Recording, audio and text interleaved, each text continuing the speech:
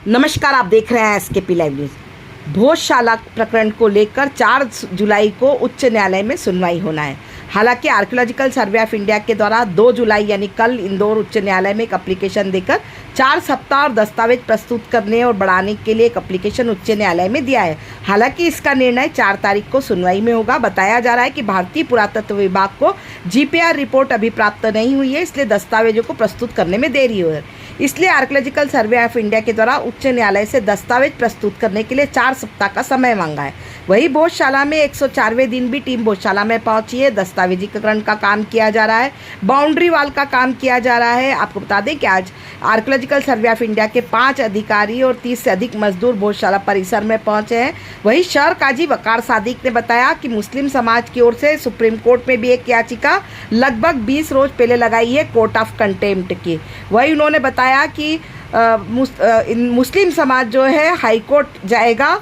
मुस्लिम समाज ने archaeological survey of India के खिलाफ न्यायालय की अवमानना का आवेदन इंदौर हाई कोर्ट में भी देगा। ये बात शहर काजी वकार सादिक ने कही है। देखिए और कुछ कहा शहर काजी वकार सादिक ने। खबर एसकेपी लाइव न्यूज़ पर लेके सुप्रीम कोर्ट में बताया जा रहा है कि आपकी तरफ से भी कोई याचिका लगी है। बिल्कुल, हमारे समाज की तरफ से लगी है।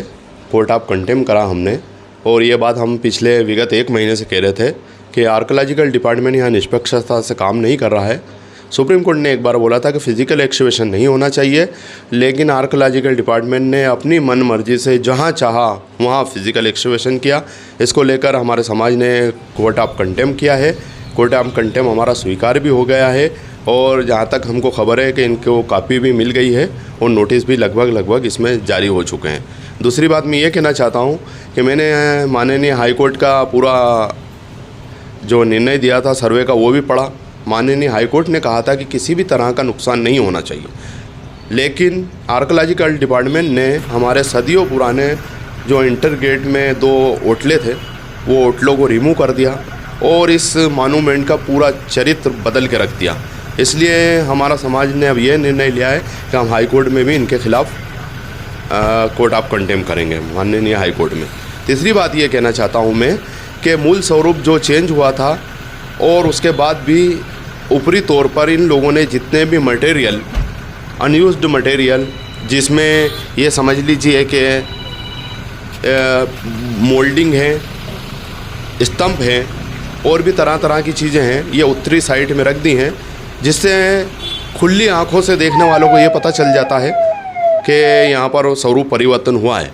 क्या आर्कियोलॉजिकल डिपार्टमेंट का ये नियम नहीं है कि कोई भी चीज़ निकलेगी तो उसको ले जाके संग्रहालय में रखा जाएगा?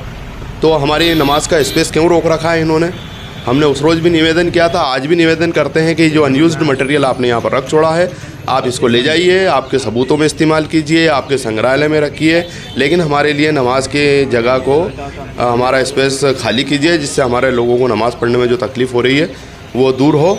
अगर ये लोग नहीं करते हैं तो मजबूरन में मुस्लिम समाज को एक बड़े आंदोलन के लिए बाध्य होना पड़ेगा। और जो सुप्रीम कोर्ट आपने याचिका जो लगाई है वो कहाँ लगाई है और कब लगाई है? माननीय सुप्रीम कोर्ट में हमने 1 तारीख को याचिका लगाई थी। सुप्रीम कोर्ट ने आदेश दिया आर्कियोलॉजिकल डिपार्टमेंट को कि किसी भी तरह का फ़िज़िकल एक्सकवेशन नहीं होना चाहिए। इसके अलावा सुप्रीम कोर्ट ने यह भी आदेश दिया कि आप लोग सर्वे कर लीजिए, वैज्ञानिक सर्वे कर लीजिए, फ़ोटोग्राफी कर लीजिए, लेकिन इस सर्वे पे आप कोई कार्रवाई नहीं कर सकते।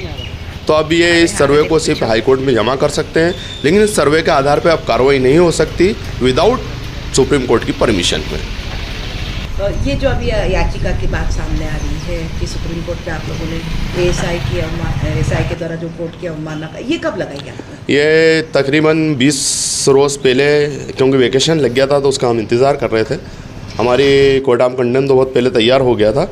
वेकेशन के बाद तुरंत इसको कोर्ट ऑफ कंटेम्प्ट यहाँ पर लग गया, और इसकी कापी हमने बहुत पहले आर्कियोलॉजिकल डिपार्टमेंट को दे दी थी, और वो अब ये समझ लीजिए कि आप वहाँ पर उससे नोटिस भी जारी हो चुके हैं कोर्ट ऑफ कंटेम्प्ट। अच्छा, जैन समाज की ओर से भी? देखिए, मेरा शुरू से सोच था कि जैन समाज बार बार ये बात निकल के आती थी कि जैन समाज भी बोलता है कि यहाँ पर हमारा भी अधिकार है। तो मुझे बड़ा आश्चर्य होता था कि जब कोई जैन संत यहाँ पर आता था, मैं ये सोचता था कि सबसे बड़ा स्थान तो धारेश्वर है, वहाँ पर क्यों नहीं जाते हैं, जैन समाज के जो भी संत आते हैं यहाँ क्यों आते हैं।